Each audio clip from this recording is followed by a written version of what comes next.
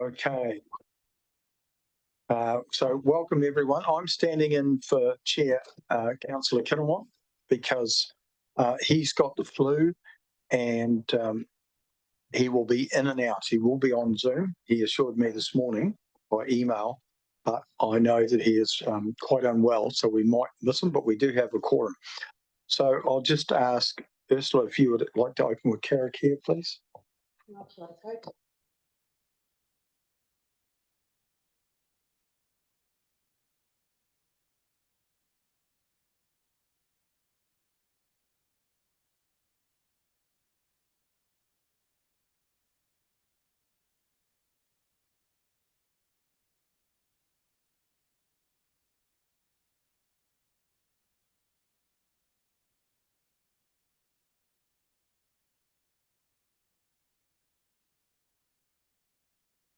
Thank you for that. So again, welcome to everybody. As I said, the only person that will come on Zoom is Councillor Kinawat, but even without him, we have a quorum. So what I'll do is just ask someone to move that we accept his apologies for lateness. Councillor Shellcrest. Ursula, are you happy to second that?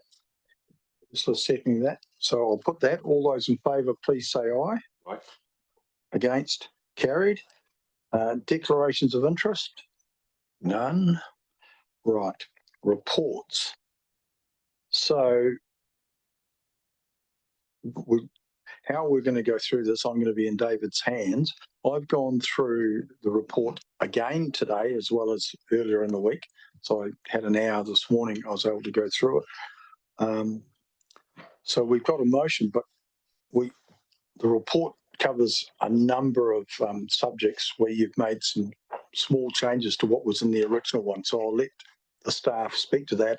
And then you've made some subsequent changes since the weather event, which is all covered in the reports that we've got in front of us.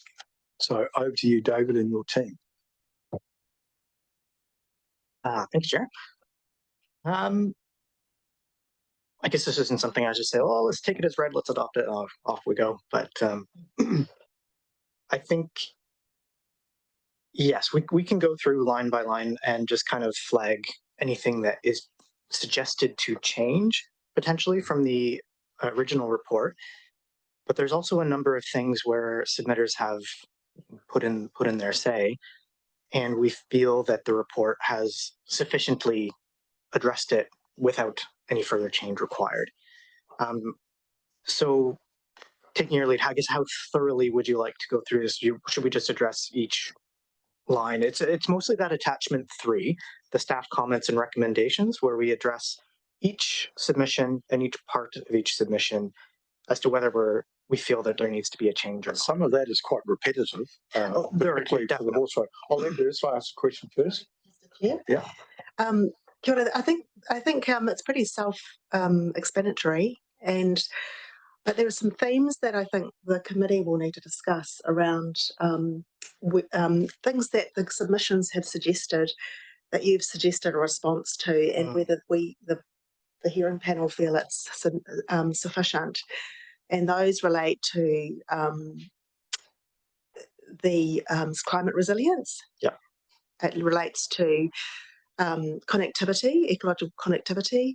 It relates to relationships with other statutory documents that actually define what happens in the plan. So I think those are sort of 3 key areas that would be, I don't know about the others, but I feel probably need a bit more discussion on those. If everyone's read through those comments, because it's clear that you've considered the submissions, but some of the submissions were from organisations that have a large following. Yeah. So you've got lots and lots of horse riders, but they're all individuals. And then you've got some submissions that have extensive support from a wider community. And so I think we should spend some time considering whether the staff response is enough. That's my kata. Dan, you have any comments?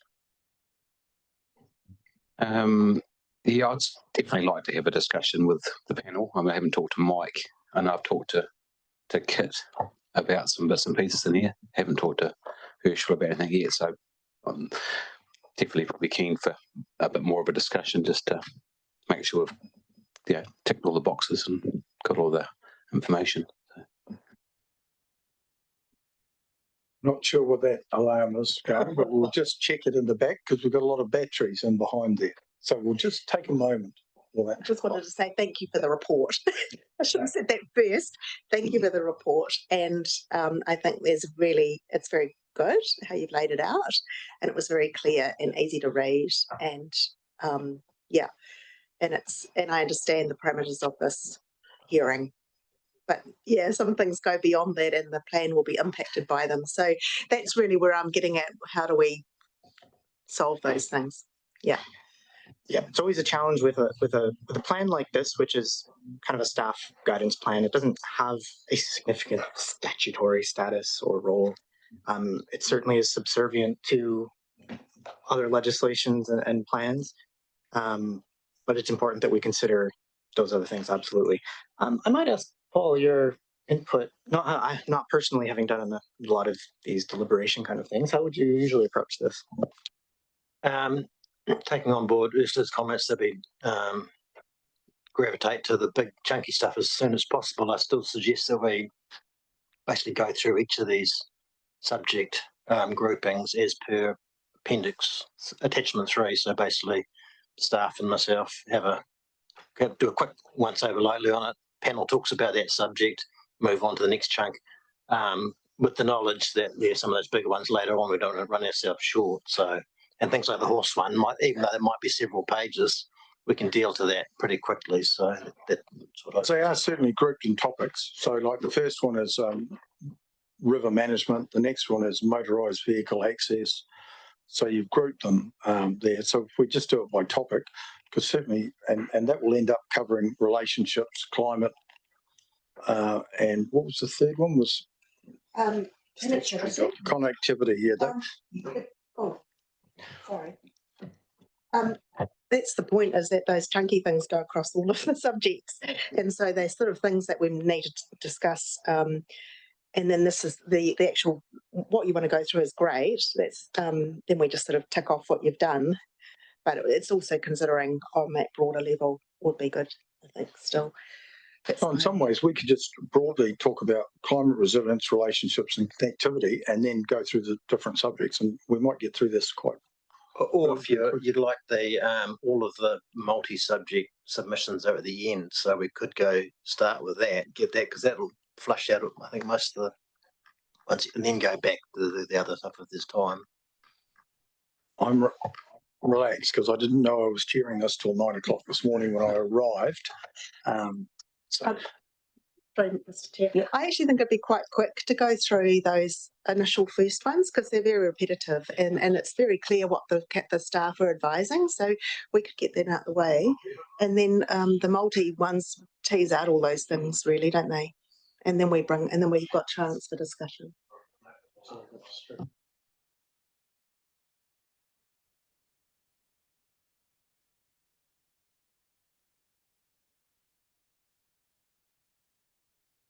So do you want to repeat that because I got distracted? Oh. Sorry. I just suggested that perhaps we do just go through those themes, because there are a lot of repetitive. They're all similar submissions, and we'll do that quite quickly because we've all read it. And then the multi-themed submissions actually tackle those things, the bigger ones. So we could just do that at the same time, perhaps. Oh, that sounds great. Let's carry on. Yeah, could I lean on you to sort of do the guided tour? Yep. Okay. Well, for people looking at attachment 3, that first one is a bit of a so that submitter just was reinforcing things we think are already covered. So we've basically noted those points and we think that's covered.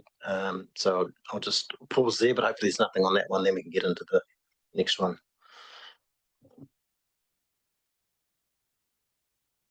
Anybody's got any questions, just signal me and we'll do it as we go. So that first one, you're talking river management, is it? Yeah. The staff recommendation is that the valid points, but we think it's covered and the points covered in the plan.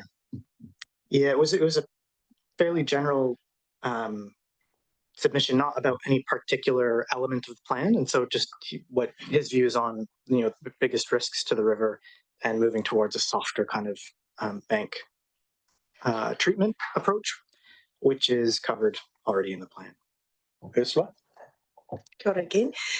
Just noting that what came through quite apparently is it's a framework and that more specific actions will be identified as for particular areas. And I think maybe more could be put on that so people don't, because people are sort of quite general and then they're saying change specifically things, and then but there'll be a lot of more, this is a framework to then explore what that might look like in terms of key actions, right, over time. So do we want to make, I just thought that was another point that kept coming up, people wanting to put quite specific detail in, whereas So this clarification high of level. the role, the level at which the plan is intended. It's more of a policy rather than a management plan. But it's a management plan in the way that the Tasman Resource Management Plan is a management plan. It's very broad. It's structured very similarly to the TRMP as well. But it doesn't set out specific actions, timelines, budgets into the future. That would be a subsequent step. So we can clarify that, I think. You understand what I'm saying? Yes. Just that people keep forgetting where it fits, and as a framework, then if you look at it as a framework, it captures and highlights those things that need to be that will be challenges in future, and how you deal with it will be a discussion. It's our compass for the plan. Yeah. Not the be all end all. Yeah. So I don't know. Might be helpful when the public then read it again. Yeah. Okay, we'll move to the next one. Okay, so the motorised vehicle access one, I guess there's two sort of suggested changes coming out of that from that report. So the first one was the Cycle Trails Trust came with a proposal regarding where the vehicle exclusion should be down at the end of Bryant Road. So the draft plan as it currently stands was to exclude vehicles at the swing bridge, and Belinda came back with a sort of a halfway house suggestion which still provided partial road access to the swimming holes. So in the narrative there, you'll sort of see that staff concluded that bringing the gate right back to the entrance as it was or is would be the best scenario. And that's probably been reinforced somewhat by the floods, because that side of the Twin Rivers track's getting much more use now for obvious reasons. So that's the recommended change, which was basically picking up on the Cycle Trail Trust feedback, but going even further. The second part of the motorised vehicle access bit is the strong argument for places for motorised vehicles to go. It's very easy to say don't have them there, don't have them there. So currently the plan doesn't go into a massive amount of detail around an actual site solutions, coming back to Ursula's point.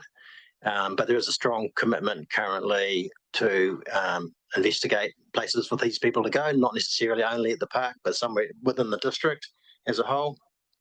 I think one of the clubs was asking for a feasibility study, so the plan doesn't talk specifically about what it is, but the plan does talk about engaging with the motorised vehicle community to try and work in finding a place.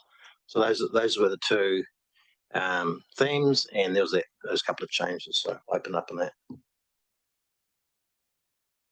Yeah, just on the motorised vehicle area, I know that there's already been prior engagement with a lot of these groups, with council staff, and lots of different areas, and obviously lots of good work's been done already. So yeah, we wouldn't want to lose that relationship and opportunity, because these groups, are responsible in their areas, and they're obviously passionate about that. So I really want to make sure that comes through, and in the reports as well. So not losing that would be good. There's two sides to this. One, if you talk motorised vehicles, the motorbike group, which is part of a club,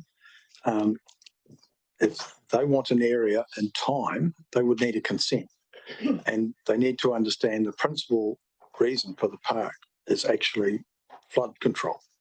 So they're within the flood control area, and their issue will be noise, because wherever they go, there will be a noise issue. So we need to work with them, but it will be very difficult to find an area that is far enough away from houses or where you won't get complaints under a consent. And then you get the people that want to drive four-wheel drive vehicles and just misbehave. And having been a person that spends a lot of time in that river park over the years, not so much in the last couple, we just get very bad behaviour down there at times. So we need just to be cognizant of that. And I know that you've had surveillance cameras in times, at different times, because of the fly tipping that we get. The worst of it is usually the remains of pig hunting, because I spent a lot of hours down there with people on community work picking up rubbish. So, it's a difficult area to work in. You're better off working with the club to see if we can find some common ground. But again, they need to understand that they would have to get a consent, and there are it will be beyond our control because it would be a hearing and noise. And I can think of the motorbike noise that we had in Golden Bay that went on, and that dispute went on for years. This wouldn't have it bouncing off the mountains like we had over there, but it would still cause trouble. But at the moment, you've got uncontrolled motorbikes down there. They just go down there with a vehicle and a trailer, and there'll be 3 motorbikes roaring around the back. So you're better to work with the club, but you will still have some problems. Dan first, then Ursula. Yeah, obviously, got a relationship with quite a few of these clubs, and yeah, they are committed to managing these areas if they become available, to the point even to trialing some areas to see what impacts are on there. And I think with that control, time frames and things like that, I'm pretty confident they could work around the noise issues. But obviously, consent, if that's got to happen, that's just part of the process. But I think the key thing is we've got issues with them on not just open slather down there, we've got them issues with them on parks and reserves, and I know there's a massive cost that comes into that.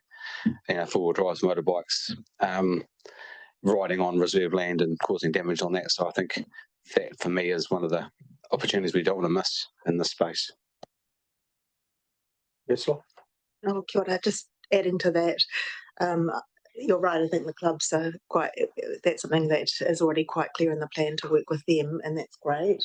The challenge for this plan and the implementation of it will be how to manage the compliance around access and what people do on the river. And so I guess sending quite a strong message of what's expected is, or creating what you've proposed is creating restricted access in particular areas, or bringing that motorised vehicle access to particular areas, but still there'll be compliance issues and a cost to council. So that's a challenge that you'll have to explore in your implementation phase, about how to manage that without having someone down there all the time controlling it. Yeah, just quickly on that, and obviously there's a number of clubs like in the North Island and the South Island doing this really well, and for many years around in similar areas. So that does work, which is always good to keep that in mind as well. I was just going to.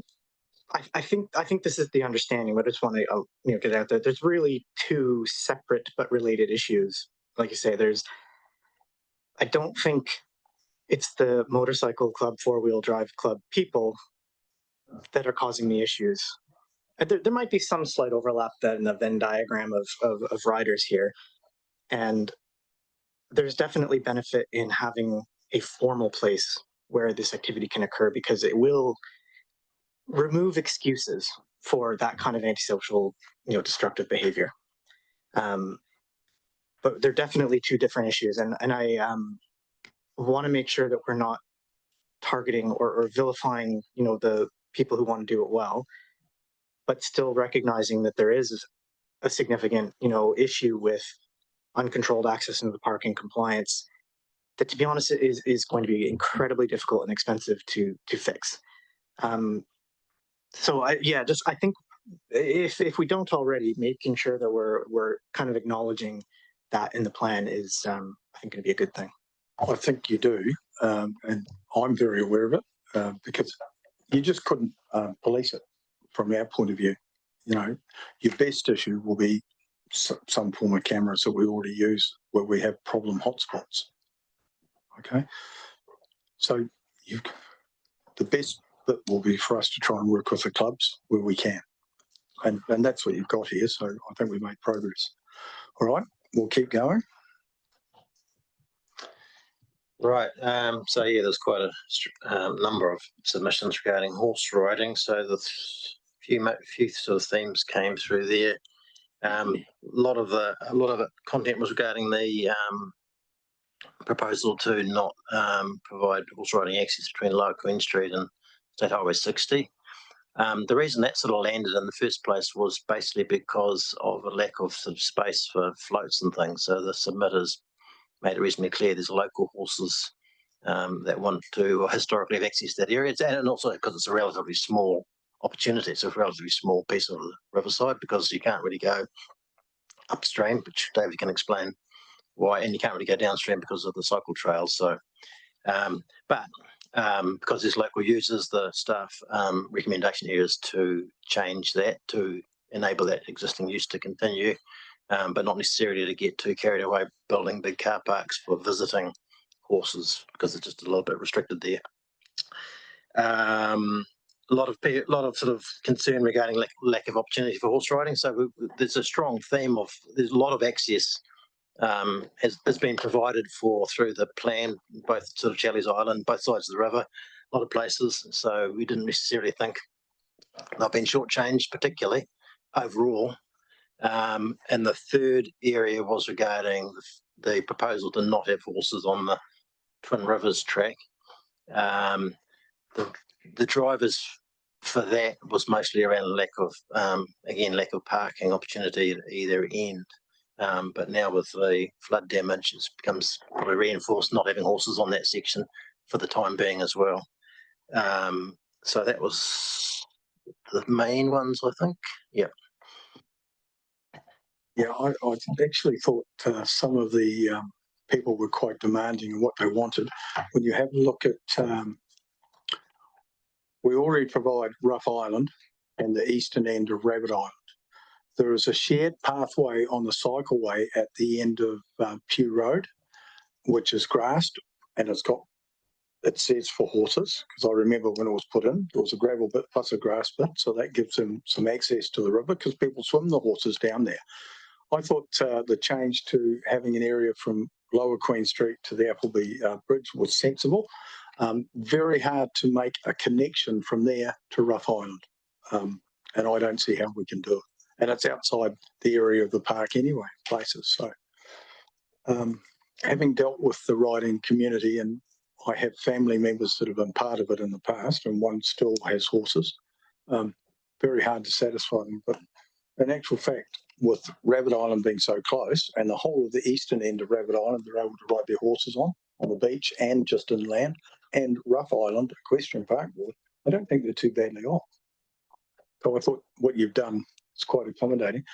There is room to park a float or two down at the end of Lower Queen Street, but that area got significantly damaged in the floods. You wouldn't want to try and take a float over that at the moment. I inspected it the other day, and that road's been pretty well washed away. Any other comments from others? Yeah, I agree with Kit. I think that horse riding community have got some pretty good facilities and areas to go already. I think one of the themes coming through was things being taken away. So just to confirm, so that Lower Queen Street, we're looking to keep that as it is. Is that correct? So essentially, they're not having anything taken away. They were obviously asking for more. I think this is the balance with this. Well, the proposal when the proposal currently in the plan is for that area not to be provided, which would have effectively been taken away. But the staff recommendation here, following the submissions and further consideration, is to put it back on again, so it wouldn't be a loss now. Yeah, and I'm happy with that. I don't like things being taken away as such, but I don't think any more is required. That's just my personal opinion at this stage. So, thanks. Just in addition to that, you've also made it clear that there's potential investigation for the area that's been damaged in the Twin Rivers area to be explored as a horse option. I'm just thinking that this is another issue for plans like this, is that even though it's outside the boundary of the plan, a lot of things are, and so it sits there. So the horse riders are feeling the same. They want to connect to other areas that the council, but we're not dealing with it now. But I'm just meaning it is a challenge for these plans, and same goes for other issues. Yeah, given that's a sort of connectivity issue, I think one other club suggested a separate objective within horse riding for connectivity, whereas the first objective is sort of providing opportunities for horse riding. So what the staff recommendation is that we incorporate connectivity as part of providing horse riding, rather than give it the same status as access for horse riding. But so we're taking on board the connectivity. And that's the main challenge with the Lower Queen Street area, is that it doesn't go anywhere. What was a sort of temporary path alongside Fulton Hogan's crusher yard is actually gone now. It was eroded in the floods, and there's no intention to replace it. Long term, the idea is to get pedestrians and cyclists up on the stop bank, and with horses not going on the stop bank, that limits the connectivity out of that area. But because there's that local community of horse riders that just like to go out for a trot out and back, totally fine. It's just the concerns about then the desire for wider connectivity through there, and just making it clear that this is a sort of, little contained area. And I'm sure they'll be happy that they're not losing an area. Yeah. Okay. All right. So we'll move to the next one. Yep. So scrolling all right through to page 16, which is game bird hunting. So there's a variety of things have come out. So I'll quickly trundle through them and then we'll have a chat. So just as a subset of the game bird hunting thing, there was a few people being keen on ensuring that hunting dogs used for hunting were going to be able to be permitted. So the plan sort of defers to the dog bylaw, which has just recently been completed, and there is actually a carve out within that bylaw for dogs that are trained for game bird hunting. So it's not an issue. So we can provide that feedback to submitters that raise that. The fishing game, along with a few other multiple submitters, suggested that the change in status for that delta area could be wildlife management reserve rather than nature reserve. So that which may or may not be a good suggestion, but the plan is only cross-referencing to a commitment already in the Motiri Waimea Reserve Management Plan to investigate nature reserve status. So we're only quoting another document really, because there's an overlap with responsibilities. So it's potentially a valid thing, and that would be when the consultation finally occurs for that through the reserve management plan. That may come up as an option which will be pursued or not, but there's not a reason to change this plan, if that makes sense. I might just stop there and see if there's anything out of that before I carry on with this section. Okay. Just to note that the same issues came up with the plan hearings in terms of the dog control bylaw, and there was a lot of discussion around that in terms of the breadth of what the bylaw considered, and now realising that how much it will impact on these areas. And so the previous panel, this is relevant in the sense that it's looking at other reserves, and the same issues keep coming up, and the same things for the River Park, is that you could, if you wanted to, flag that when there's a review of the dog control bylaw, that would be a consideration of potentially excluding dogs in areas that are not currently excluded. I'm talking about the Delta system, for example. That has changed, though, hasn't it, in the bylaw? Oh, the Delta system, but there might be others in terms of Yeah, I think part of the discussion here was, what are you trying to protect? And that, it's because it's so broad and high level, it's sort of saying we're going to protect species and areas, but it's not clear about what they will be. So if in due course you find that there are areas that are unsuitable, then that would be reflected on through that process.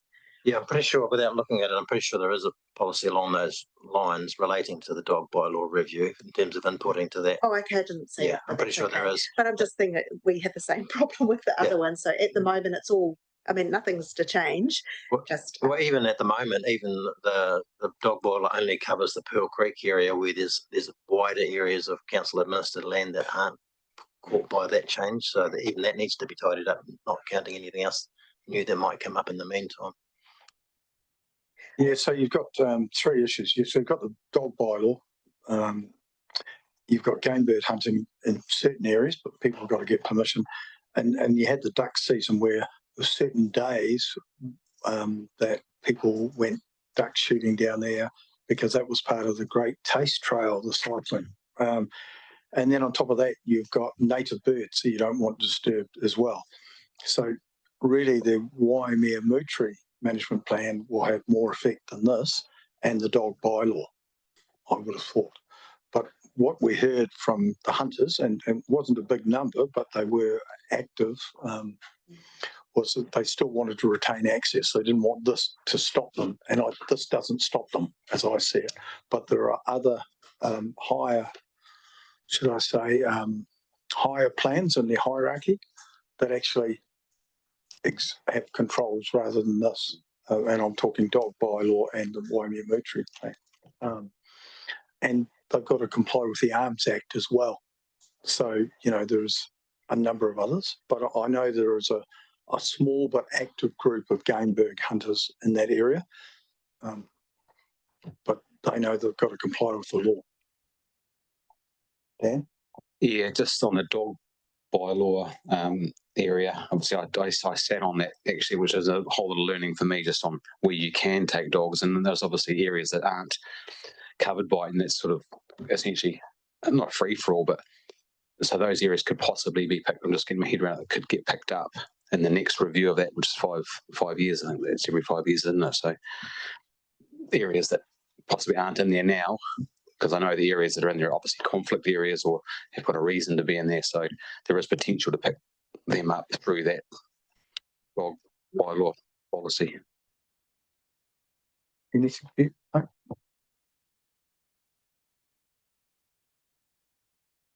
And I agree that there are certain other acts that got a lot more power than this. Yeah, I just got partially through the game bird stuff. So a fishing game, maybe one or two others suggested some sort of wording to the sort of context part of the document in terms of background and stuff. So we brought into most of those tweaks. It doesn't make any material difference to the policies. There was a suggestion from Fish and Game regarding changing the rules around the use of willow, which I'm not sure. Do you want to speak to that? Because I don't think we've gone with that, have we? Yeah, they mentioned something around we should bring back crack willows, I think. They wanted to be able to. Well, that's been a debate for the last 12 years, up and down the Waimea River and the Motueka River, ever since I've been going to river meetings, David, to be honest. Yeah, my understanding is it actually stood up reasonably well, but it's how it spreads that it becomes a problem. Yeah, that's right. They were looking for the use of in situ crack willow trees, just sort of, if they're there and we haven't eradicated them, being able to sort of maintain their functionality. But that's kind of outside the remit of this plan. It's covered in various other bits of legislation and plans and stuff like that. Again, just the last one, which is in this sort of grouping, was the suggestion about the potential closure of localized parts of the park for hunting, just like for a weekend here or a weekend there, which I think the staff recommendation is saying that could be explored with Fish and Game, but not necessarily a commitment to do so. And it wouldn't necessarily be the delta and taking the Great Taste Trail. It would be more like in the Boomlands, there might be an area that there can be some sort of publicity regarding it being a hunting weekend and closed. There's already signage on the Great Taste Trail about that, having ridden it for a number of years, that says at certain times there'll be some game bird hunting, but it's actually, the hunting is actually out in the estuary, but you're within 200 or 300 metres as you go on the Great Taste Trail. So there's already signage. To me, you'd have to work with Fish and Game. It'll be an interesting discussion with Reece and his team. For me, this has been interesting actually coming into this because, oh, sorry, you want, Yeah, just on that hunting thing, I mean, I haven't spent a huge amount of time down there, but probably similar to where you're going with this is I didn't really even realise that that sort of went on down there. And I don't know how you, obviously, you need to let people, whether even people need to know, but obviously, yeah, I was very surprised, and I've got no problem with it, but obviously it's only, you know, when you've got conflict with potentially someone that doesn't know what's happening and they see someone down there shooting stuff, it's like, you know, if you didn't know, you go, are they supposed to be down here? So I think there's potential for some more information going out around that, whether it's a newsline or somehow in that space to the mountain bike people through the clubs and things, because a lot of people are common, you know, users of the area. Signage. Yeah. There's good signage. and I think what this sort of has got my thinking going is we're getting more people, we're getting more interest in the use of this place. We're encouraging more activities and more things. And there are certain activities like hunting that there is the reliance on every hunter knowing the rules and practicing safe, but the potential for something awful to go wrong, it just increases the more people you get in there, more people. So I like the idea of these controlled events that are advertised. It's on that weekend, and we continue to do that, but makes me just a bit nervous having sort of uncontrolled kind of because I just imagine, you know, like motorbikes or mountain bikes going off a ramp and it's like skeet shooting or something like that, you know. It's quite different. Look, the Fish and Game, first of all, the people have got to be licensed. Secondly, you've got to have a firearms license under the Arms Act, which is really strict. I've got both of those, but I don't shoot down there at all, so I don't have a conflict because I shoot geese in the Molesworth. But you've got a set of rules that you've got to follow, and it's tended. Some of it's been along the river, and that's you know, when they're looking for quail, but more of it's actually duck shooting out in the estuary. That's gone on for many years, but there's a lot less mice there than there was in the past from my observations. But I've actually been more concerned about the number of black swans I see there, because they're a bit of a hazard, certainly for aircraft and also Canadian geese. So we're seeing those there as well. But to me, you've got provisions in here to have discussions with Fish and Game. That's the way to take it, because they're very responsible. And the Arms Act is very strict, and has a lot more powers than any of us will have in this room. Right, so you guys will have discussions with them. They know their hunters know their obligations clearly. Rob knows because he's a hunter as well as me. And it's you're really strict. Just one question in that hunting space. Have we had, you know, any issues that we know about near misses, conflict, people ringing up the council now, what's going on? No, that's sort of what Reece, that's the drummer he's been banging. When we have asked him for feedback, is there hasn't been any issue. It's a bit more hands off, I guess, in terms of the management here compared to some other parts of the country, but it's been working. The difference this time is that the plan is the geographical area of the plan has extended, so it's now into that delta area. So there's a greater area that's potentially exposed to hunting than previously, but there hasn't been any issues from Fish and Game's perspective. And in fact, they actually do a quail shoot on Rabbit Island. I think it's 2 weekends a year, so we've already got it on Motorola. So yeah, it's already happening. Yes, no sort of inquiries from the public and bits and pieces. I just remember quail and pheasant shooting can be directed into specific spots based on the environment we provide. Yeah, so it's easily controlled. Yeah. Okay, so we'll keep going. Yep. The next block is a small bit on fishing. I think we're at about page 50. So the Nelson Fishing Club suggested a few changes to some of the sort of contextual type stuff, which is all fine. They also spent a bit of time talking about motorised vehicles, and they were suggesting a 12-month deadline on various compliance tools, and if they don't work, then going to the lockable gate type scenario, because basically at the moment for compliance, there's just a list of different tools that can be used for compliance with the lockable gate type thing being down towards the bottom, because it's obviously very expensive to serve it to the Rabbit Island type servicing. So anyway, they wanted a deadline, and the staff is suggesting not to have a deadline and just to be able to have the flexibility, be able to use whatever tool is right at the right time. That's the main two bits for fishing, so open up on that. Comment? You're actually fishing out. These are the fish out ponds you're talking about. Well, the section covers fishing as a whole. So the Trout Fishing Club is talking about the river mostly. I think fish out ponds is part of it. There's also marine fishing down towards the delta as well, which goes on. Yeah, and you've got white baiting as well, right down the bottom. Look, I'd have to declare I've been white baiting down there. In fact, there's a photo of me with 5 pound on the Great Taste Trail. So I won't tell you where I was exactly, but it's a few years ago. Ursula? Haven't been white baiting down there. I was just thinking that with that one, obviously it's a that bigger issue and expense to council, but I think that monitoring of that scenario, not just for the fishing, but other just generally that motorised, not the organised motorised, the unorganised motorised, and then reflecting on actions or potential controls as you go forward. You were just suggesting not to have a time frame on it, but I think it may not be an issue. It would be interesting to monitor that, wouldn't it, to see whether there We're is... also not 100% convinced what level of intervention is practical, effective, useful. I'm not actually convinced that putting lockable gates in all the entrances will actually do anything.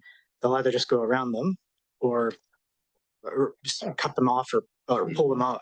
Like we've had issues with that before, so I don't see that sort of arms race escalation kind of being a good way through this.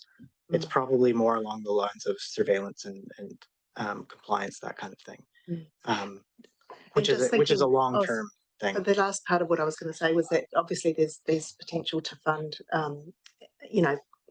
management of the park. Well, it is being funded through some of the leaseholders.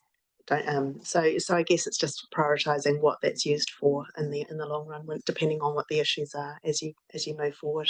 Flood recovery. It'll be a priority. Yeah. Yeah. Look, I agree with you about surveillance rather than hard things, because I've seen the damage that these people will do with their 4-wheel drives and reasonably big 4-wheel drives. They'll pull or break anything if you try and put something really physical. I think Richard, how much damage we've had at different times. Yep, I'm a dab hand at fixing it up. If I suppose we would try one area, Bryant's Road, of course, would be the key by the sound of it. But you are talking about significant investment, $12,000-15,000 per gate, fencing, locks, and then maintenance and monitoring to make sure that asset stays practical and usable. Yeah. And in certain places, people walk. A lot of people don't try and take vehicles down. If you think right down the bottom, the white baiters tend to walk from the bridge across, and people take little boats down the river that they can put in just below the Appleby Bridge.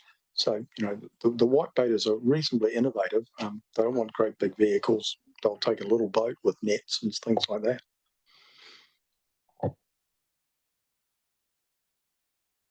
But we're happy with what you put there, and I think we agree, David, that you don't need to do it again in 12 months. Okay, just a couple of submissions regarding boating access, page 27. So Jet Boating New Zealand submitted about their 3 sites they've historically used for launching. The plan currently only provides for launching at the Appleby Bridge. So I think the staff recommendation is no change. I think this is to do with the potential for the access to be closed on that eastern side of the river. David might speak a bit more to this one. The second submission was about potential for rowing and various other water-based activities that were deemed to be inappropriate for the area covered by the plan anyway. So, David?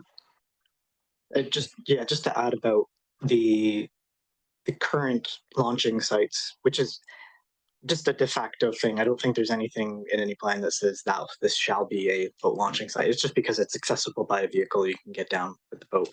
And that's at the end of basically Blackbriar, Bartlett Road, all along that eastern side. And the reason why I'm personally hesitant to enable that long term is because of the issues around unregulated vehicle access along that eastern side, contributing, to fly tipping and other kinds of behaviors. Keeping the options open for what interventions and what restrictions we might do in the future, and that's going to depend on how the land use changes with aggregate industry, with how our stop bank management changes, and various other things. So there is a potential to try to limit vehicle access along that stretch where all the lease land is. And when you're already allowing vehicles into a certain controlled area, it makes it very difficult to manage both objectives without a lot of infrastructure. Like the jet boating people here is nowhere near as active as other parts of the country, and it tends to be on the Motueka River rather than the Waimea, the lower Waimea, from my observations anyway. And if you get fishermen and you get jet boats, you'll get conflict. And I know people that will throw serious things at jet boats if they disturb them when they're fishing. So the less we have in some ways, the better, because you will get serious conflicts. I've seen it on the Rangitata. It came to blows, people fighting with the jet boaters. So we don't want that. And with access still available, or rather not being controlled downstream of the Appleby Highway Bridge, I mean, I suspect they can still go up and down the river. From there, it's just sort of not an unlimited bring your boat in everywhere. Because again, we're bringing a lot of people, a lot of different activities into the space at the same time. The best access is actually from the western side, is it not? Just below the Appleby Bridge. That's where I see most boats go in.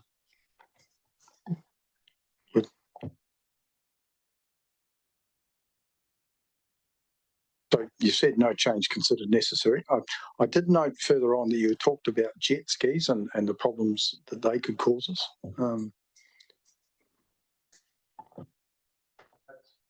we'll get to that. I mean, I think it's to do with sort of jet skis hooning around in the actual inlet and disturbing wildlife and stuff. So there's an acknowledgement about maybe mentioning them has been an issue, but it's more into the sort of speed type, harbour mast type function. But we'll get to that.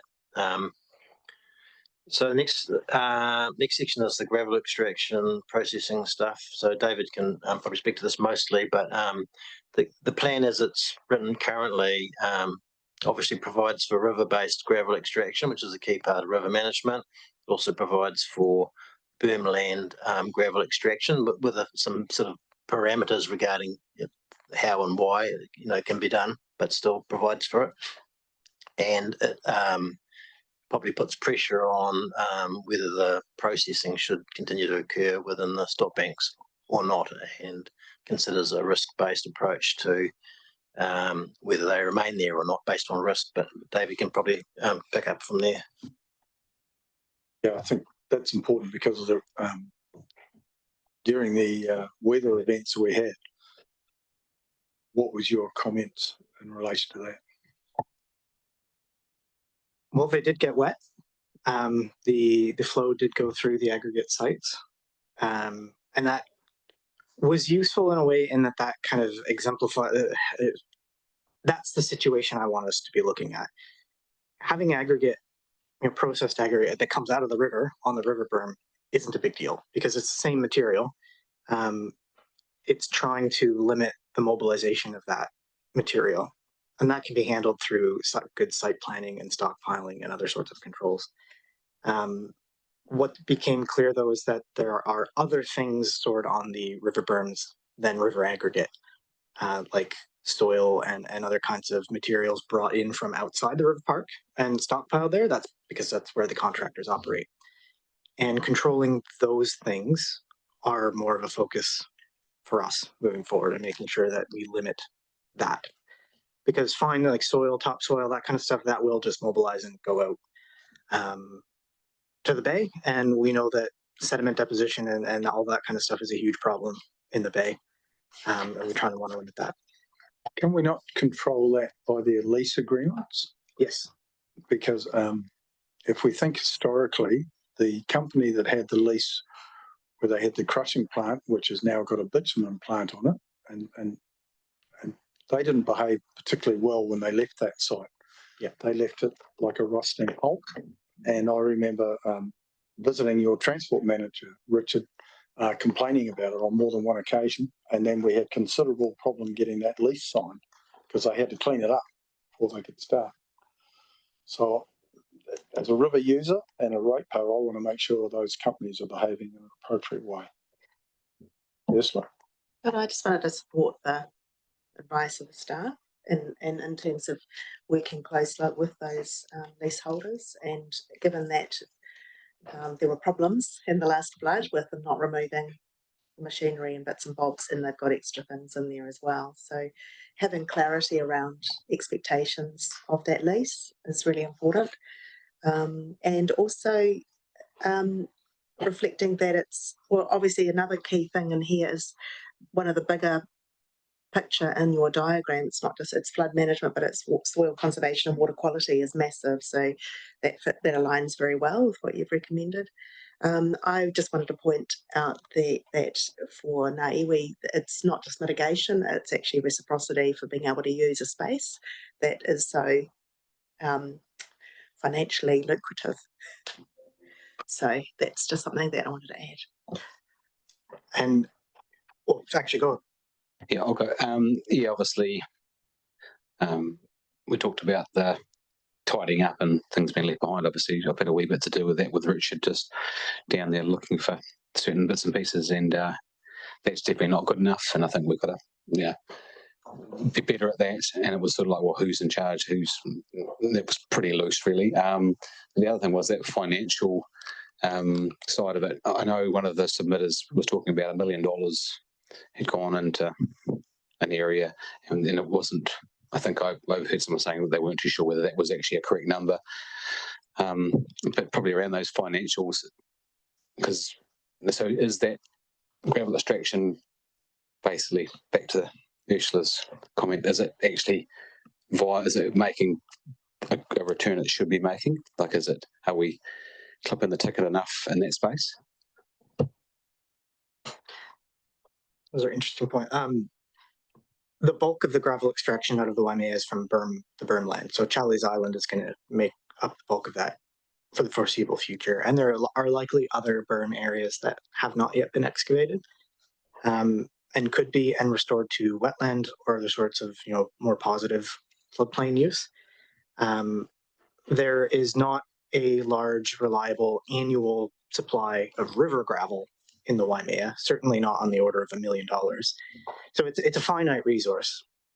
And then long term, it's a very small amount of gravel that will likely be able to be extracted from there, from the riverbed.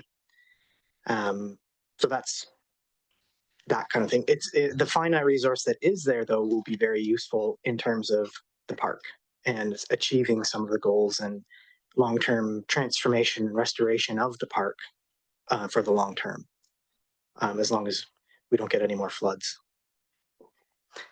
We'll definitely get more floods. David, just in terms of your comment, and I'm taking the submission from Downers, from Mr. Hayes, future lease renewals in reference to this policy. So do we know how often those leases get renewed? Is it are they 20-year leases or 10? No, they're rather short term at this point.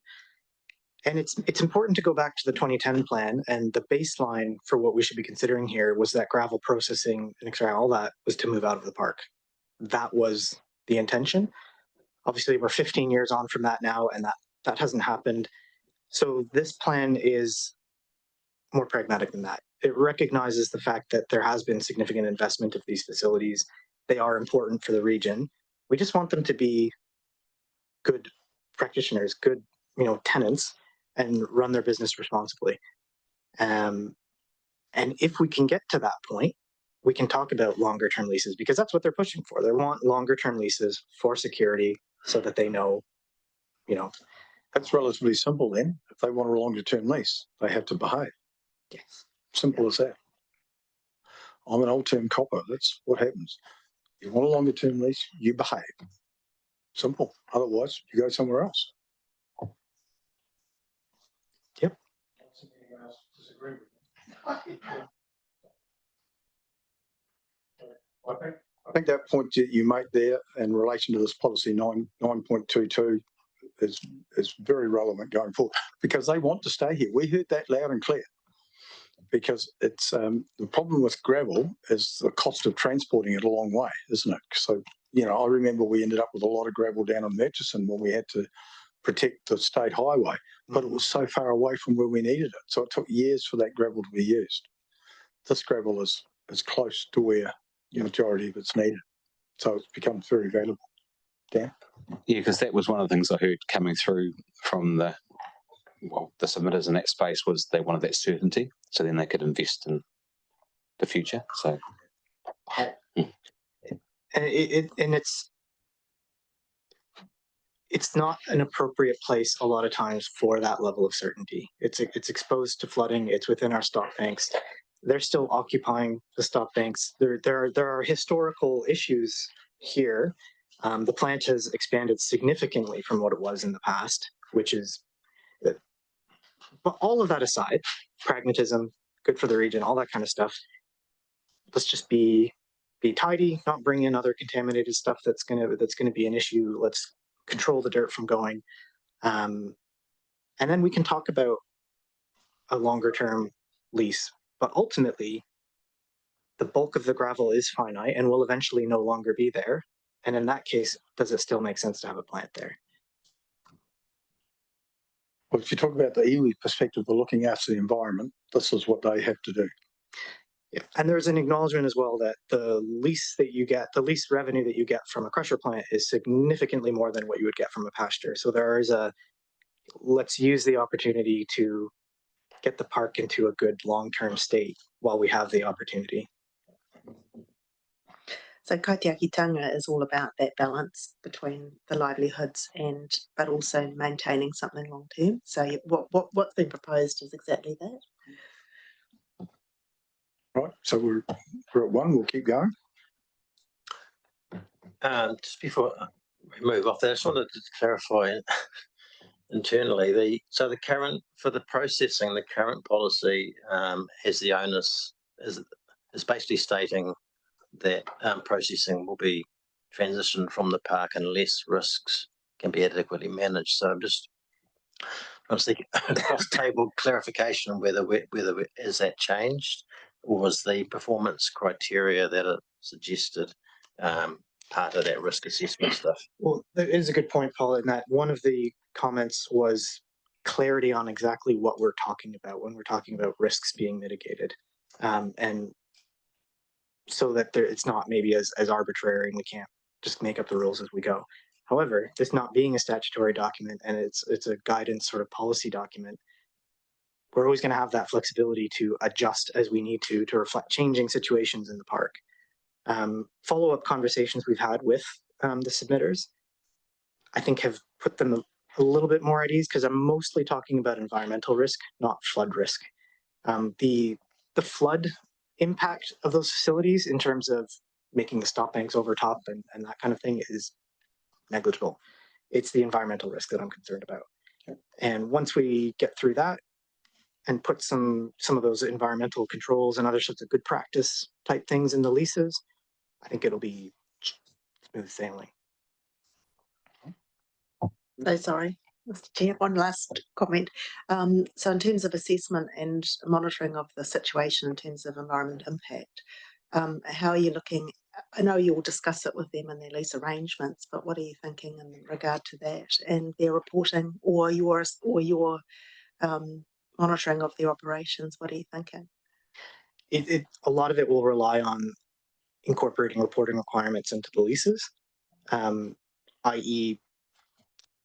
Downer or whoever is running the Tasman Alliance roading thing, they have a little storage yard, and temporary, with a month or two storage of contracting kind of material that's not clean aggregate is probably fine, but they need to let us know when it's in, what the plan is, and when it goes. It can't just sit there for 5 years while they're getting around to dealing with it, stuff like that. So reporting is one thing, and then compliance and enforcement is another thing. I haven't quite figured out because we don't really know how big of a deal it's going to be and how well we're going to get compliance and what these new rules are going to look like specifically. Dan? Yeah, I'm just thinking of cost at the moment. Obviously, there's always a cost in everything that we factored into the lease, moving forward into the lease and how much you're getting to. I assume that would be happening. Yeah, that's actually a really good point. I'm not sure if that needs to go in the plan, but it's going to go into my mental to-do list for the future. Yeah, make sure we're recuping all those costs. I would have thought the reporting would be part of the lease agreement. Simple as that. And that means it's not a cost to the ratepayer, but it also removes that environmental risk as well. Yeah, it's an administrative burden on our end, I suppose. And then what if they don't get the reporting in? What if there's issues for the reporting? How often are we going to go in? Well, let's just see how accurate the reporting is and site check things. I think David's got a clear message from us that we support this controls. I don't think you need more than that in the plan. But then, yeah, to Paul's point, if we cannot mitigate these risks, then the intention is not to have those operators be in the park. And that's exactly what the policy is. Well, that's a clear message for you to send to them. It's balls in their court to comply going forward. They clearly said they wanted to stay. That means they have to follow the rules.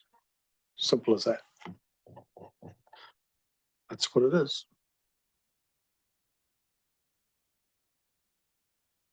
Sure if I want to add to it or not, but that's the baseline, right? So they have got opportunity to do above that, and deliver some other measures that could add to the area that they're using or around. So it's good for them to know that that's an opportunity for them to show that they really understand that they're working in a very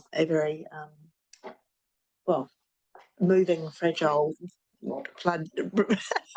Yeah, so I think that's a good sort of discussion to have with them too, isn't it? Encouraging opportunities there.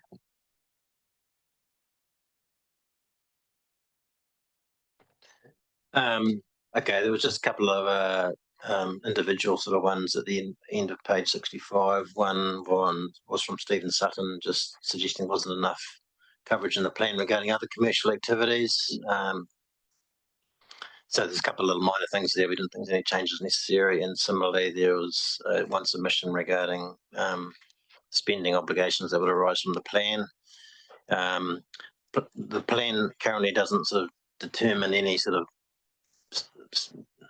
quantum in terms of how fast or how much is done, and the financial decisions are always going to be made through other processes. So it doesn't necessarily lock the council into any particular funding. It's just a matter of how fast it goes on stuff, and those financial processes will be considered in other plans and documents. So I'm assuming there's no discussion on those two. So we go on to the multiple themed ones. We might slow down a bit here because it's quite wide ranging.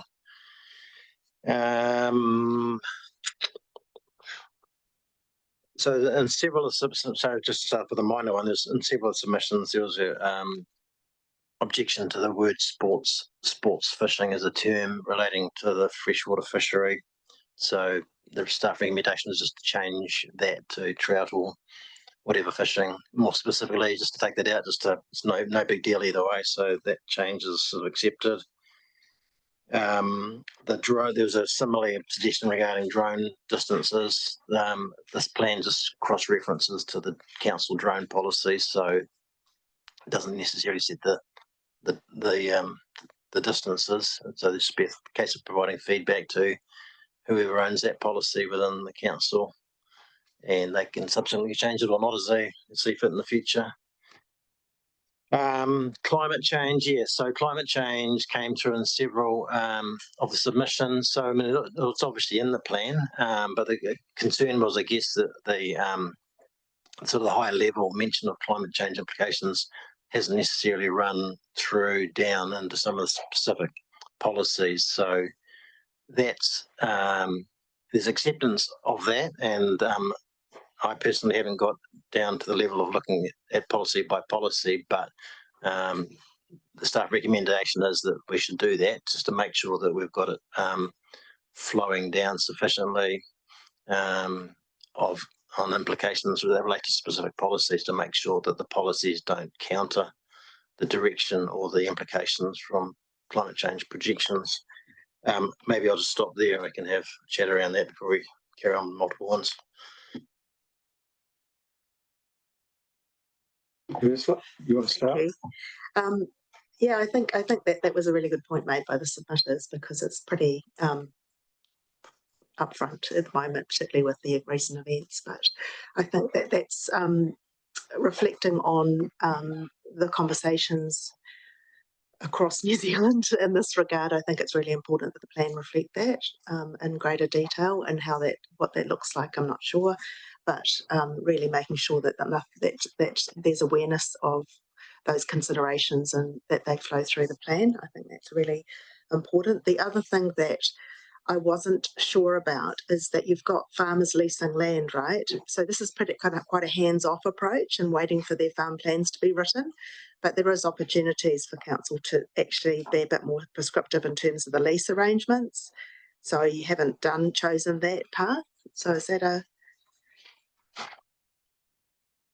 I'm not sure, to be honest, in terms of how the farm plans will interact with that.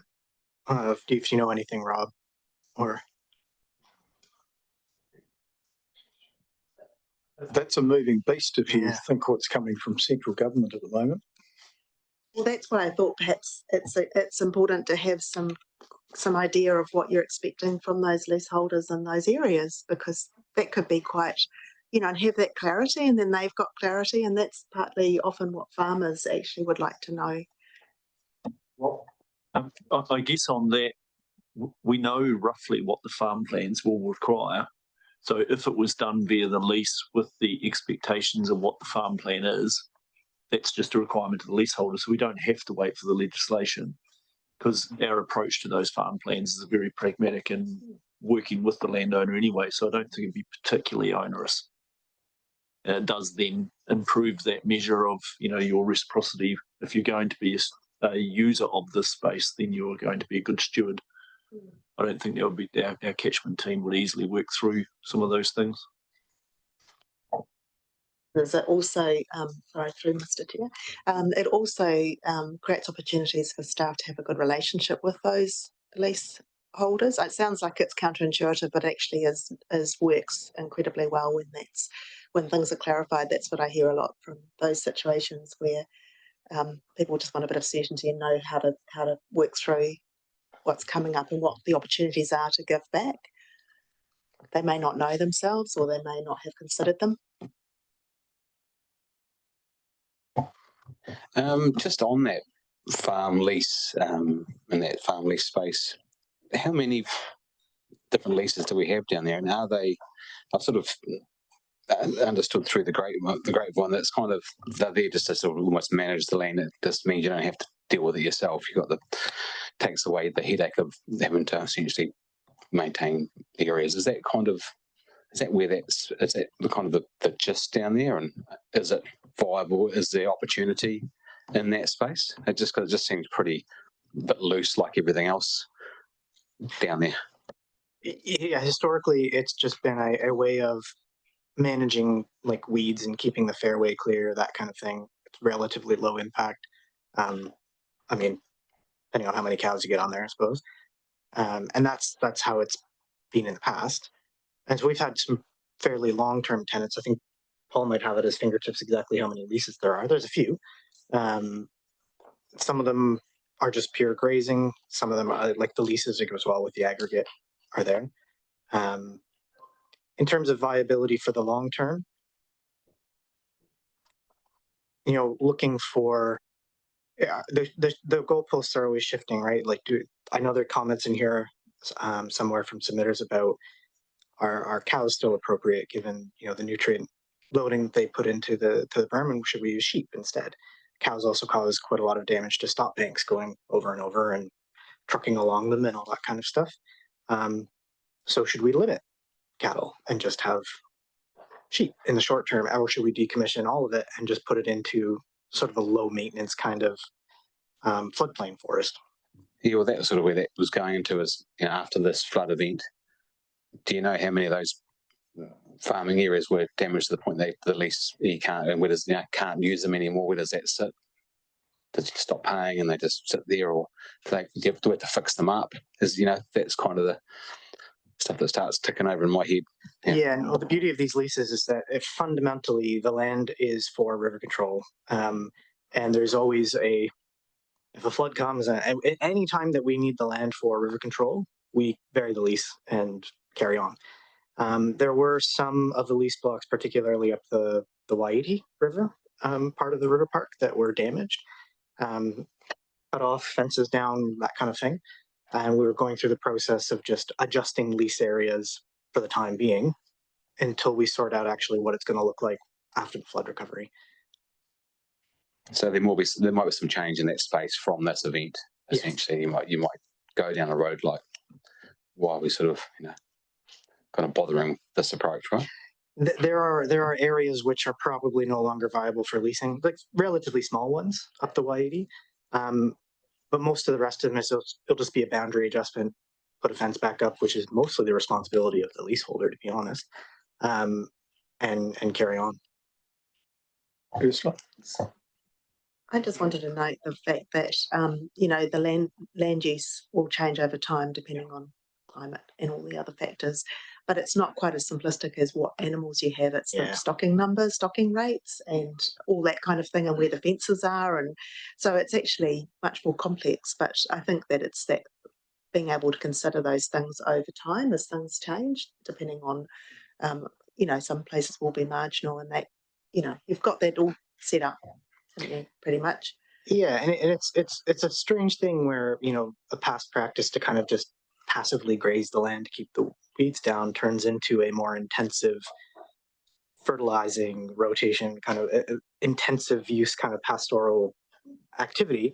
It's not necessarily what was envisioned, but in order for the leaseholders to get the commercial value out of even occupying that land and managing the land, that's what's required. But that speaks to the long-term viability of that practice. Yeah. That just raises that consideration about what's in the lease, you know, what's expected from that and what's not expected, what's not sort of, and then viability comes from that, because if you can't balance the two, then it becomes unprofitable and it goes into a different land use. But I'm just meaning there are lots of ways to farm, and I think, yeah, sometimes people forget that when they're saying, well, not this one and not this one, but this one. My grand plan is just to extract all the gravel from underneath all the pastures and turn them into wetlands, and then that'll be good. But if you think about it, the principle of the park is this was land from the old catchment board that was there for flood protection. So it's within the stop bank. So you expect it to flood. I think back to 2013, where we had 1,500 cubics running down that river. It flooded. You couldn't get to where the bridges are now because the water was there. It's the same in the last event. The water was there. So those farmers that lease that land know that it will be flooded, especially if they're long-term tenants like the O'Connors and the other chap just below the Appleby Bridge. I can't think of his name. But, you know, this land is flooded.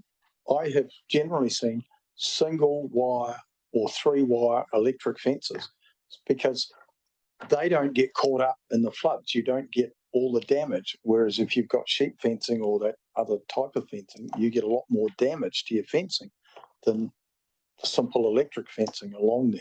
So I think some of the farmers have actually taken that into account already.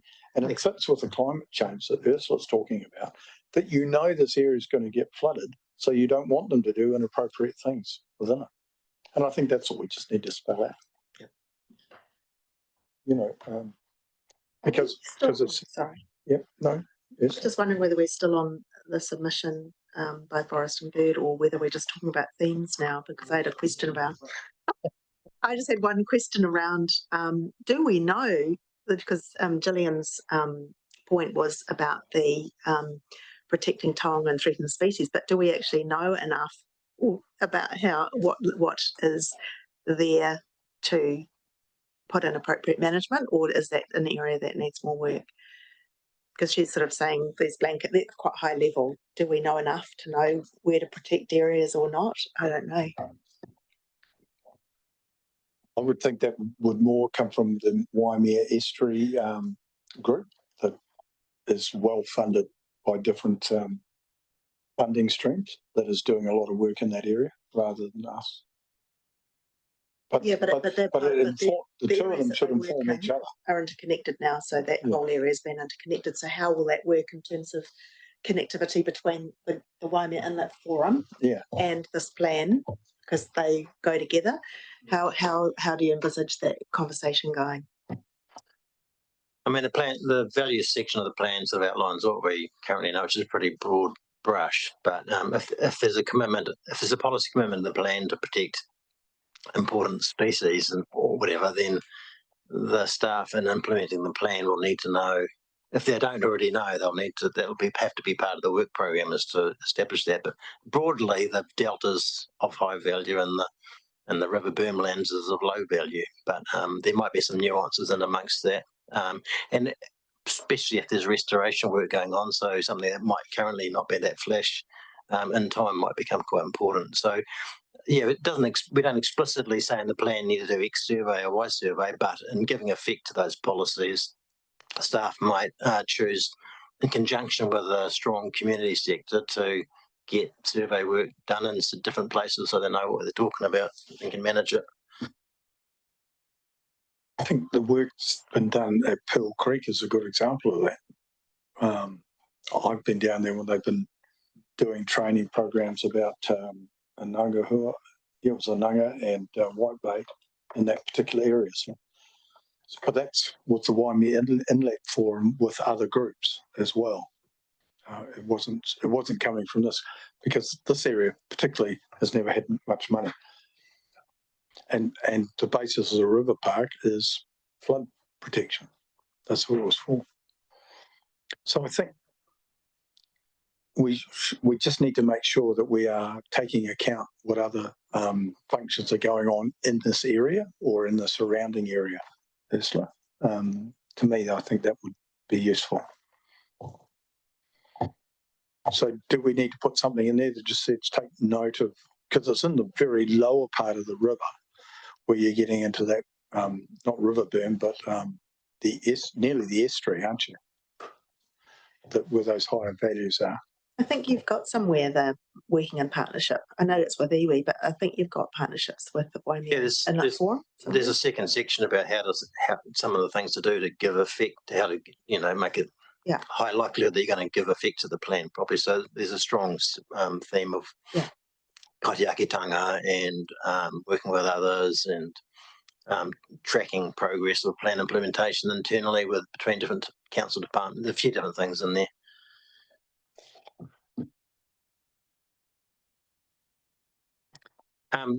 Just going. So we'll just carry on through. Maybe we'll just be submission by submission. I think we've covered off most of the forest and bird elements there. Unless there's anything that I've missed. Yeah, just the diagram. I think I think that's great that you're adjusting the framework, because I think that fits really well. And you see the new framework with the flood management closely underpinned by soil conservation and water quality. And what I wanted to point out was that for cultural heritage protection, species habitat protection, and landscape protection actually is interrelated with the soil conservation and the water quality. They actually interconnect very strongly. So the way that new diagram works looks great. I think. What does everyone think? Yeah, it wasn't an intention. It was just the way it was drawn with that. And it was actually the Waimea Inlet working group that came up with that. So it's pretty much just clarifying what the intention was already. Anyway, so it's fine. Okay, we'll carry on through the Waimea Inlet working group stuff from David Sisson. So I think they wanted fine sediment featuring more strongly as a thing, which is fine. That adjustment can be made. New Zealand Coastal Policy Statement, but some explicit reference and any key elements of that through the plan, which is taken on board. Obviously, the previous plan didn't have the coastal environment in it, so it's a new part to cover. What else have they got there? Yeah, I mean, in the early discussions we had with the Waimea Inlet implementation group, they wanted to make sure that the higher values of the delta were adequately covered. So and they didn't initially want it to be included as part of the plan, but in including it, there's been an effort to try and acknowledge that that delta area requires a higher level of protection and management than necessarily some of the Bermland area does. Legal protection has come through in a couple of these multi ones. So currently the plan only is sort of pushing the legal protection requirement for the Waimea Dam mitigation planting, because that's a current requirement, and the existing reserve areas, but the balance areas, staff are not recommending a sort of wholesale legal protection process for that, just to in order to maintain flexibility and to continue for the flood management objective to be to have some sort of ability to move. I'll stop there and see if there's anything out of that. No, carry on. Diagram. Yeah, a couple of mentions of that jet ski issue which you talked about before. So we just make an adjustment to make sure that that's sufficiently acknowledged, and to make sure that the harbour master is sort of aware around some of that, if there's some sort of speed issues with that. But the focus of the harbour master is public safety, so it's a little bit hard to cover wildlife disturbance as part of any sort of extra work going on there. They tend to, if I look at where they put their jet skis in, a lot of the time, it's actually, they use the Rabbit Island ramp and the well out in the estuary. So they're at the Best Island side. So they're well out, aren't they? That's where I've seen them. I'm not sure if you've had reports of them in other places, but because that gives them more room and freedom. But certainly the speed of jet skis, I'm thinking in and around Best Island, where we've got the settlement there, which is at the mouth of the river in the estuary. But they've lost their wharf, of course. Yes. Well, they didn't lose it. The ramp's still there, though. So it's another ramp. Yeah, the ramp is still there. I'm hoping that jet skiers aren't going up and down the river, because that sounds like a very dangerous activity on jet skis. I suspect you sometimes see them down below the Appleby Bridge, and I suspect what they're actually doing is just flushing their boats after they've been. I've never actually seen one raking up and down the river. No. But I've seen them parked in the edge of the river, so I suspect they've been out to sea and they're actually just doing a proper freshwater flush, more than actually active in the river. Yeah. But it looks like they're about to be in the river. Yeah. You certainly, if you're in that part of the estuary, I would have thought that the Waimea Inlet Working Party would be concerned about them. You know, it would be something that they would deal with, because I know they talk about boats, and I'm not on that committee. But Know about it, so yeah, would have been told. Yeah, yeah, they have had concerns about commercial activity with jet skis in the Waimea Inlet area, and it being promoted commercially.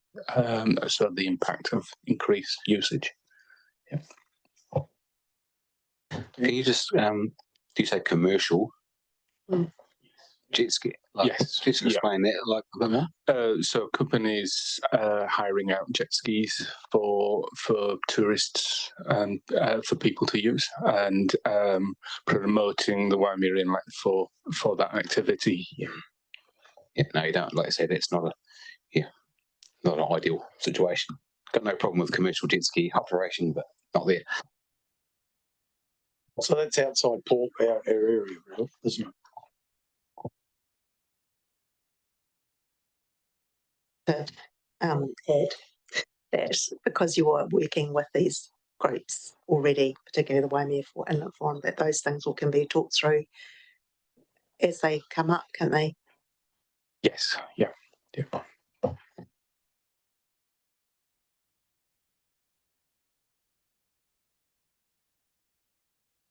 I have one question that relates to confusion about what plans are covering what responsibilities, and it keeps coming up. And I think it's really difficult when the public read a document like this and they just see that it's not covering something. And I don't know how to get around this without making it really wordy and unwieldy. But yeah, I don't know whether it's maybe it's a one-pager sort of highlighting the plans that cover particular activities in an appendix. I'm not sure whether that's even useful, but a lot of the concerns actually relate because they're not actually dealt with in this plan. What do you think? I mean, it's a bit of a discussion point. What do you do? How do we make it so that people know where to go to find out what's being controlled where? So the plan currently has a list of and some analysis of the different plans that relate to this plan. But in these multi-submissions there is a bit of confusion regarding where one starts and the other one finishes, and because this, for example, we've got reserves that are covered by the Moutere Waimea management plan like Pearl Creek, but they're also, this plan encompasses those, so it's not an underlap, it's actually an overlap. But because they're Reserves Act reserves, their policies take precedence, and we've tried to ensure that the policies in this plan don't cut across the bows of the policies in the Reserve Management Plan.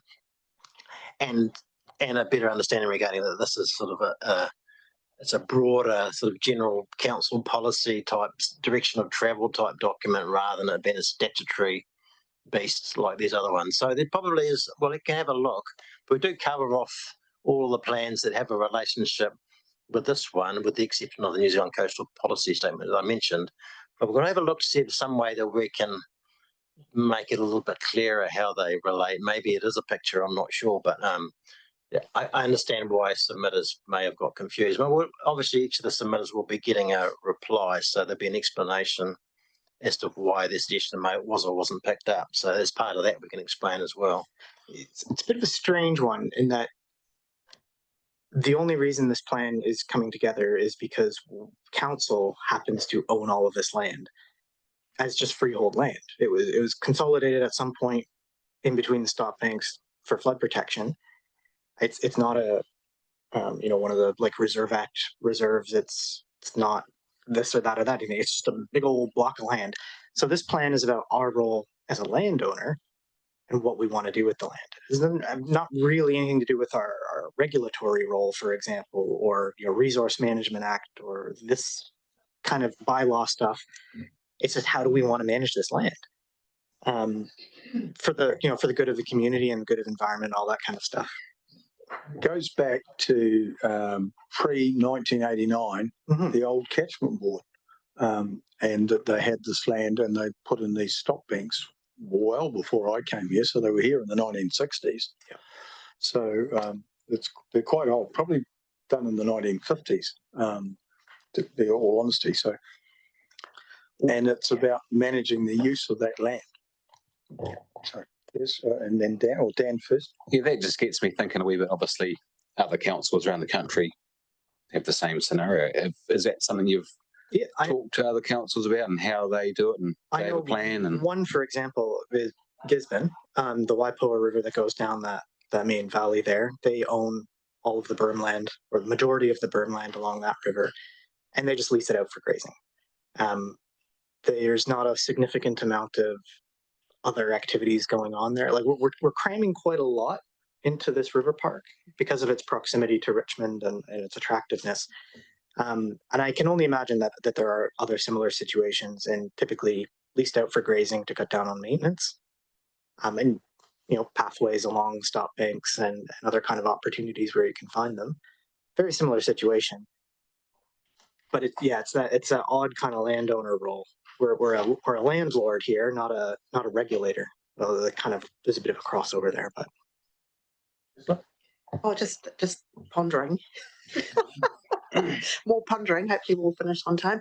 That whole statutory acknowledgements that the iwi have got on the rivers, and obviously the relationship with that place. I mean, you've sort of captured it by and making sure that they're partners, but that's always been an area that people are sort of unsure about how to implement that and what that might look like. And we're sort of this is sort of an exploration of that. So I'm just sort of pondering and thinking about. Is that this river is quite unique in that it's had a massive amount of history and iwi associations with it, and it's got a statutory acknowledgement on it. So even though the council is the governor of the land managing it, that is quite a strong consideration here. And I think you've done, you have, because you've integrated that, you've been consulting. I'm just saying, yes, well done. I think you've been consulting with the people that need to be consulted, and there's avenues for discussing ways forward to look after that area. That gets me pondering as well. And it's in that space, community well-being, and I think that's weirdly enough, we want to promote activities, but I think it's great having a spot like that lots of people can use. And there's probably people that don't even know they can use it and potentially use it. So we are going to have potentially new people coming and wanting to use this space. So I think as long as there's have we got an appetite for that? Is it something we don't really want more people in there, or do we? Well, I think that's where the iwi thing kind of goes. Well, it's still essentially our land. Our kids can use it. I think it's great connections to the rivers and the environment. So yeah. The danger is, actually maybe Kit, if you had some, look, you were ready to press button, but that is why we're clear in the plan that we're not talking about the management of the river or the stop banks or the level of service, because that is a step above this in our statutory obligations for flood protection schemes and managing the rivers. And the danger is if you mesh those two enough, then you can compromise the original purpose for why this land exists to begin with. And so that needs to be very clear that until we decide that we don't want stop banks along the Waimea River or some mega flood wipes them out and we retreat to the hills or something like that, that will always remain its fundamental purpose. And introducing new activities, new things into the park need to have that front of mind, which is why the significant investment in the aggregate facilities is problematic, in that it's this anchor in that area that might be difficult to unwind. Right. Well, we need to keep going because we want to get finished to the read. Yeah, I'm getting there. Just a couple of points there.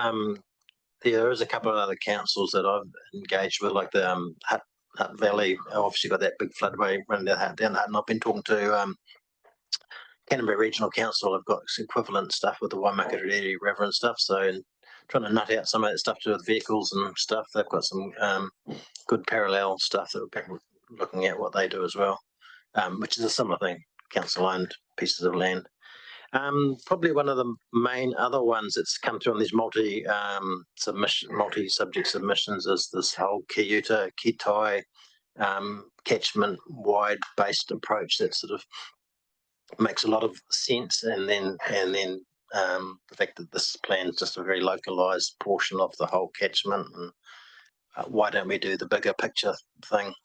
So the scope of this plan is just for this council-owned piece. Obviously, the council as a landowner has got a different level of influence over land management compared to the rest of the catchment, but we've tried to hook in the work that had been done to date with the catchment-wide stuff, with the mountains to the sea process, Te Mana o Te Wai, all that stuff, and then basically for this plan to always to look at how it can give effect to those bigger pictures. So the vision is, there's no new vision that's been written for this plan. It's just cross-referencing to the catchment vision, and it should be asking how can council as landowner of this little piece of the catchment, what bits can it do to contribute towards that bigger vision? So the feeling is that we've gone as far as we can given the constraints of the brief for the work, but it's a perfectly valid point that's been raised by submitters. Kia ora. Just to note that it's more about the Otiki Tai discussion is just to so that everyone along that catchment understands that they're part of a bigger whole. So it's just acknowledgement of that. And so you've done that.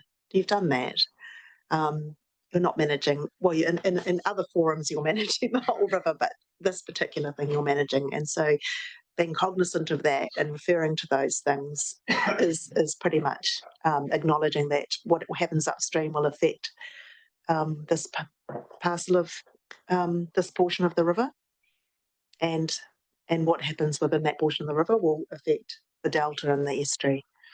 So, yeah. I may not have caught everything, but we can go on to the few minor things from that arose from the flood briefing a couple of weeks ago. But is there anything else from the main submissions and hearings that we haven't canvassed before we move on? Nothing that I saw. I'm just going to try and go to that last bit. Oh, I've got it.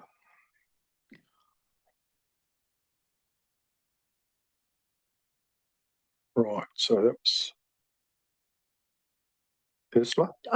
What I said before, I think the issue that I raised at the beginning about ecological connectivity is around, it sort of is encompassed with what I just said previous to.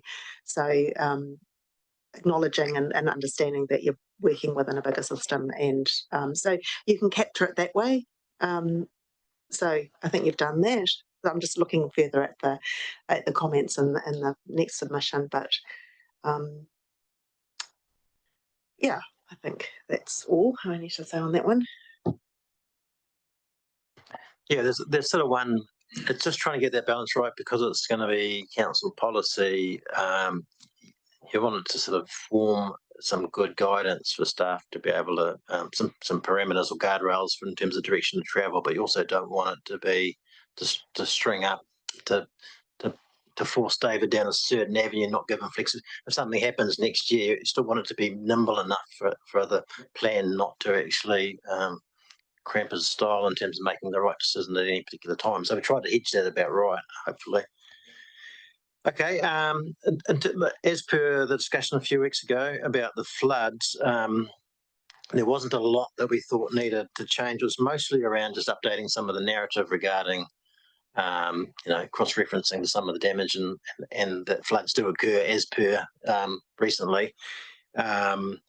There was a couple of little minor changes suggested, things like making sure that in designing plantings, for example, that obviously you're designing them with a view to with the knowledge that a flood's going to go through it, and that's one of the considerations. Those sort of things.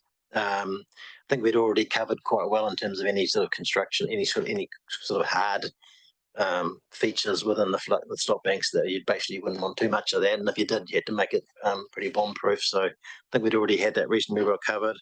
And then there might be a couple of specific changes that relate to those areas where there was more damage. So the Waimea West to Chellies Road section and the Twin Rivers, or they're both sides of the Waiti, I guess. So there may or may not be some changes relating to that. I haven't quite got to the bottom of whether the public strips actually disappeared completely there or not, but there may, we'll be having a look at that to see if there's any tweaking of the policies. I think there's some sort of aspiration towards eventually getting a bridge across the Waiti there to join things up, but it might be a little bit difficult at the moment. So we might just tone down some of the aspiration a bit for those couple of sections. But I would have thought if we look at the financial constraints we're facing going forward, that's like the dream bridge that they have at Mapua to go across the estuary as well. It's in the same boat. It's not a dream. Says a man who comes from Mapua. It's definitely a dream. It's not going to happen. Not in my time on council anyway, because there is no money.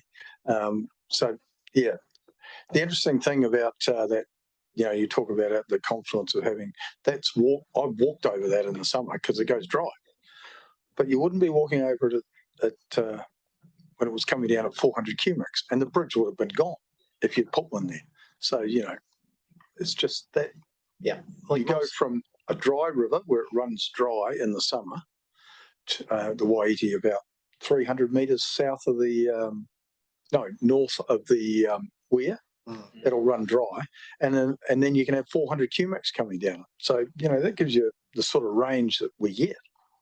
I know the Great Taste Trail bridges that were over the Waimea are compromised now. So I think there's a lot of thinking needed about just how often we do put infrastructure across the river, and its vulnerability. Well, at least they were further south, but there's still a huge thing going on. But I thought what you've done in this particular section, where you've said these are the things we need to change, and it just re-emphasises to me that we own this land because it's about flooding, and it will flood in time regularly. Every couple of years you'll get water through parts of this. Yeah. There weren't any many explicit changes required. It was a good confirmation and reinforcement of exactly what the risks are and why we manage that area. Absolutely.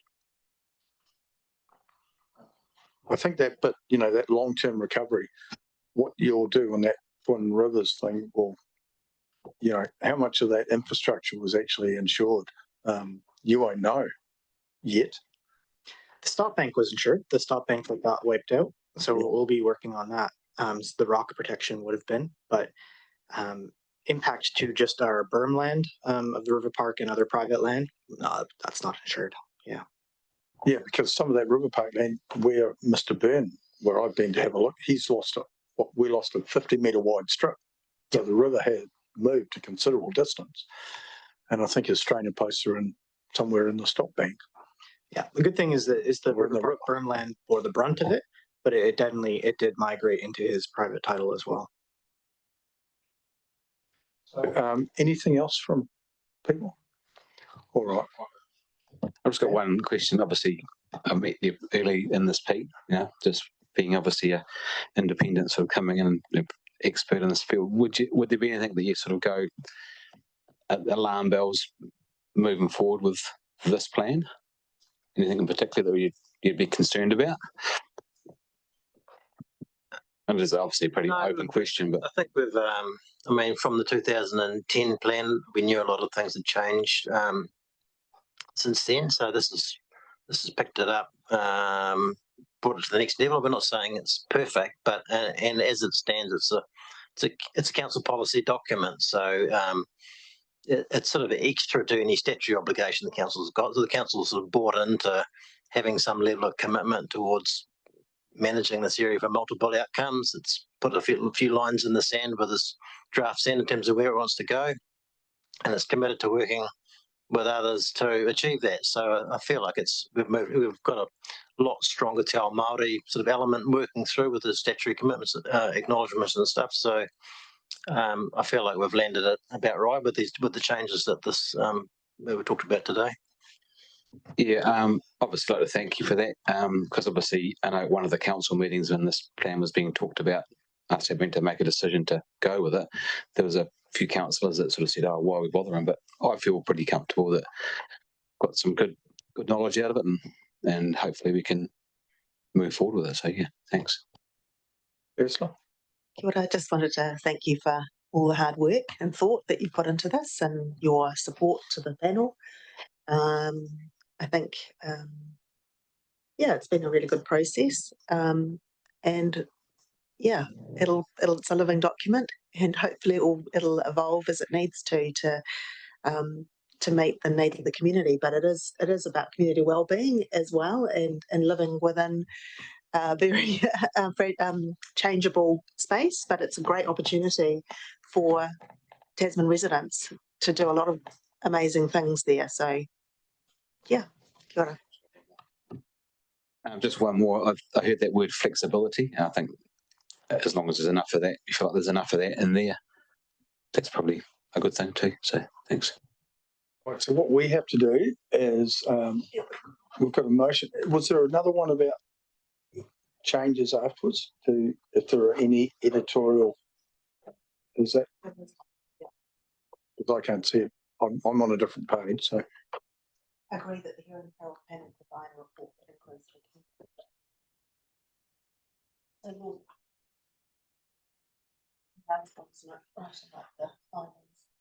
Okay.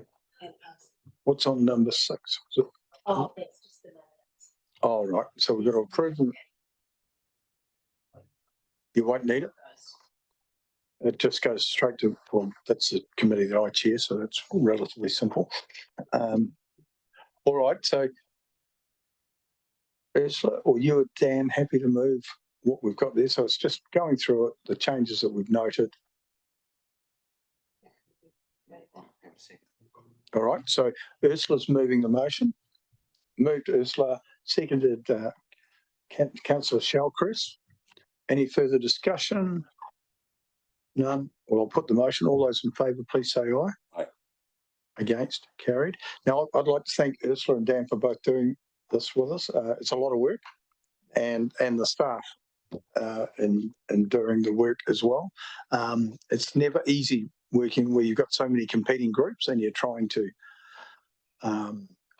shoehorn them all into one space. And certainly in terms of the a couple of groups in particular, we're giving them some hope, but they've got some work to do yet going forward. So, Obviously, he's not here today, but I think Mike, yeah, it's a shame he did a good job, the initial part. Unfortunately, not here today, but I think we're a big thanks to Mike as well. Yeah. Yep. All right. So, Ursula, I'll come to you now for a closing karakia. I'll use your council closing karakia. Kia hiki te kōrero, kia wātea, kia mama te manua o te tangata. Kia uki te ara o mō tātou e ora nei. Kua rongo ki runga, kia tina, hui e, tai ki e. Maybe it was anticipating the Well, it says, let the discussions be lifted. We've done that.